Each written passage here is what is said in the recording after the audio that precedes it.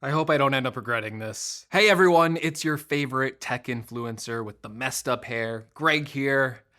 And it's that time of year again where I have gone through another iPhone pre-order session, but this time felt really different from previous years because I have never had this hard of a time deciding which iPhone model I was going to purchase and use for myself for the rest of the year.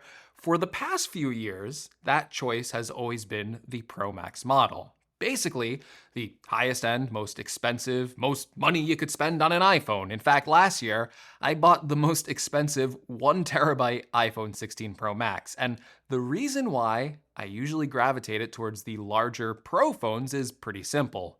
I didn't really want to miss out on any feature, and I would always want the biggest battery. Which any smart and reasonable person at this point would be wondering, Greg, why are you buying the iPhone Air, which is missing so many features from the Pro model, only has one camera, and has the worst battery life out of any of the iPhone 17 models? Have you gone completely insane?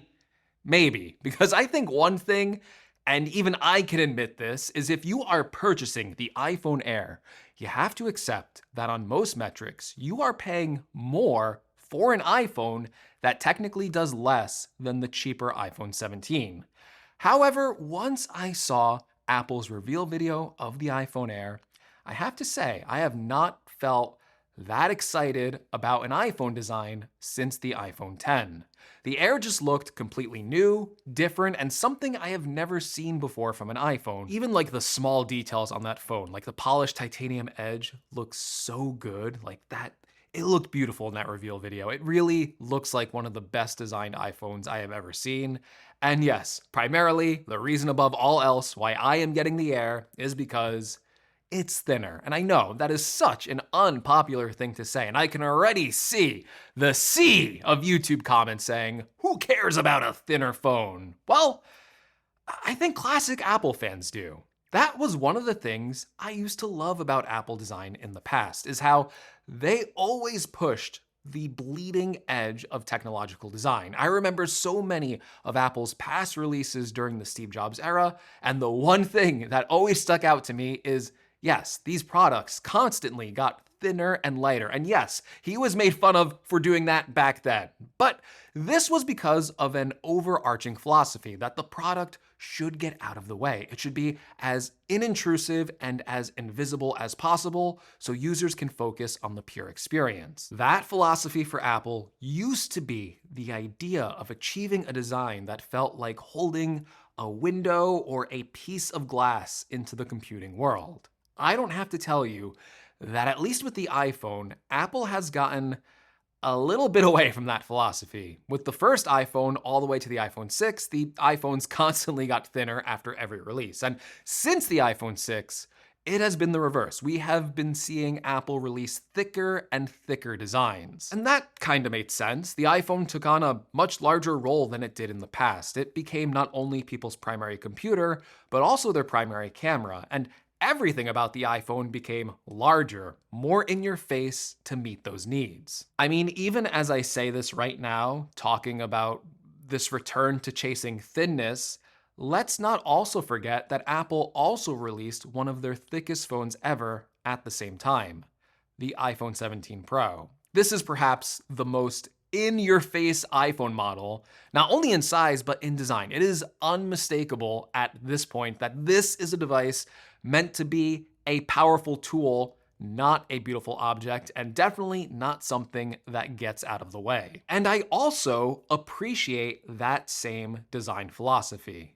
I am in a space where a product like the iPhone 17 Pro makes the most logical sense for me to buy. I film videos for a living, and there are a lot of features that just make sense for me to get that bigger Pro iPhone this year. But this past year, I have had a real love-hate relationship with, let me pull it out of my pocket, my iPhone 16 Pro Max.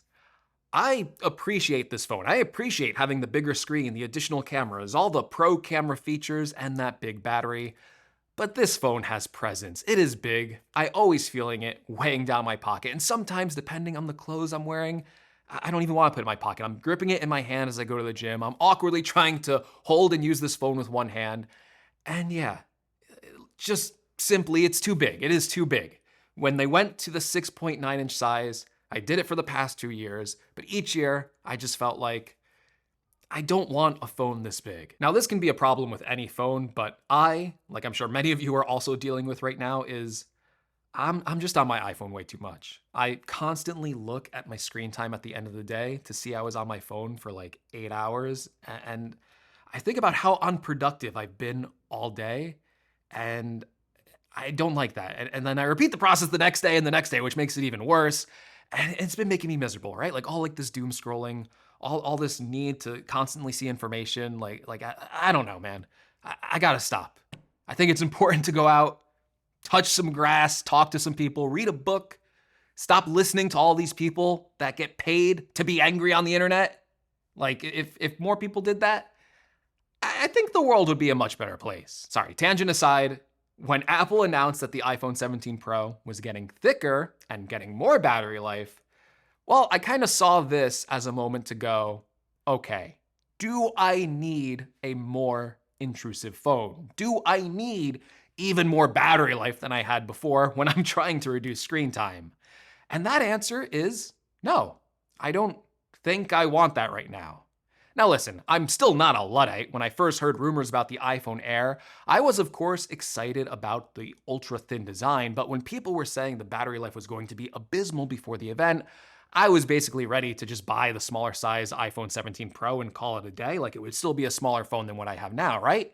But the iPhone Air, at least if we take Apple's word for it, and we shouldn't take their word without some skepticism, but based on their own testing, the iPhone Air doesn't have bad battery life. It actually has the same battery life scores as the iPhone 16 Pro. So when I saw that, as someone that wants to use their phone less, but I still want to use my phone and still get through a full day of usage, that was encouraging to me.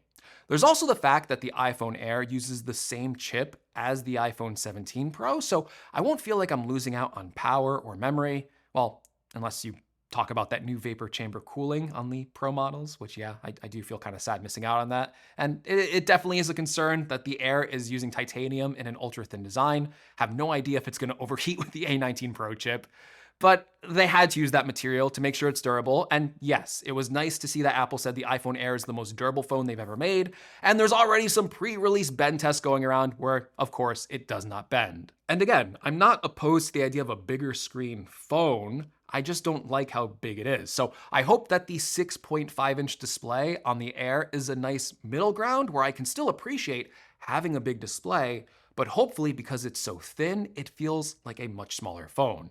Now, do I have fears or concerns going for the Air? Yeah, I have a ton. One primary concern is just having a single camera system.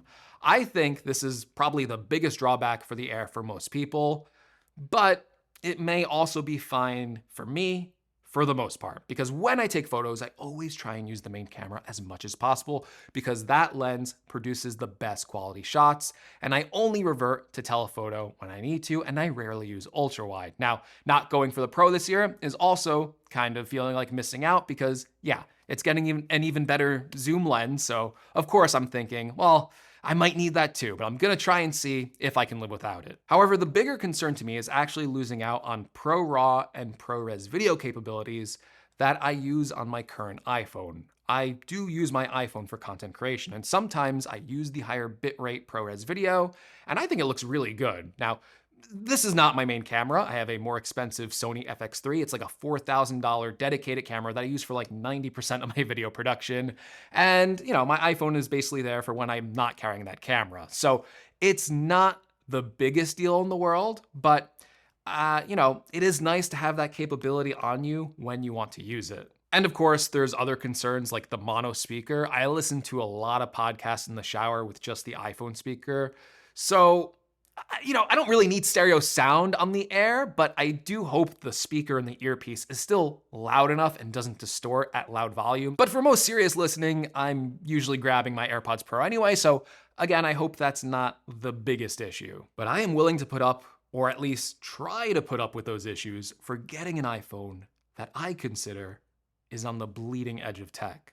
I want that feeling of holding the iPhone Air in my hand and feeling like there's nothing there. I want that amazement I used to have when I would look at Apple products and go, how did they fit all this tech inside such a thin device? This shouldn't be possible. And that is why I'm buying the iPhone Air. And the exact model I am getting is the cloud white version. Again, a difficult choice between this or sky blue, but it's been a long time since I had a white iPhone, and it kind of felt like going back to a classic design. So I picked the cloud white version, and I also got 512 gigabytes of storage on the Air. Now with the Pro, I did get 1 terabyte last year, but that's because of ProRes video. Without that feature, I don't think I would need 1 terabyte of storage. Now, I also want to be crystal clear about something. I am also buying the other iPhone models. This is my job. I review these products. I have to, in a way, get every iPhone, every Apple Watch, every Mac, every iPad, and all that, right? So if you see an iPhone 17 Pro review from me, I didn't go back on my word. I want to test all of these products, and hey, maybe I'll discover that the Air is an awful phone. And if I do, I'll report that back to you with full honesty and transparency. This is a new phone, it's an unknown experience, and that is something I have to get across to you. And the only way I can really do that is by testing every phone model this year. And I know some viewers don't like that. They don't like that I get every phone. They feel like I don't need to explain why I'm buying a certain model. They feel like it's a cop-out when it's your job to do those things. But the thing I like about being a smaller tech channel, by the way, I'm so close to 400,000 subscribers. If you watch this entire video up until this point, like subscribe. It would be really awesome to hit that milestone of 400,000 before the end of September, especially for the iPhone 17 release. There's no sponsor for this video, so I'll plug myself again. Please subscribe. Sorry for that tangent. Let me rewind. The one thing I like about not having a giant following, not being invited to Apple events, even though I would honestly love to go, is that I feel like I have a better pulse and a more informed relationship with my audience. Now, that has been more difficult the more popular this channel has become because the scale has grown as well. But I am still just one guy here, alone in the studio, editing all my own videos, giving all my own opinions. I put myself out there, and there really isn't any team behind me except for the occasional camera person filming me. And I feel more grounded than a lot of other big tech influencers that just get sent everything, have their team test the product for them, and never spend a dime of their own money on any of this. This is my own money backing up my own words.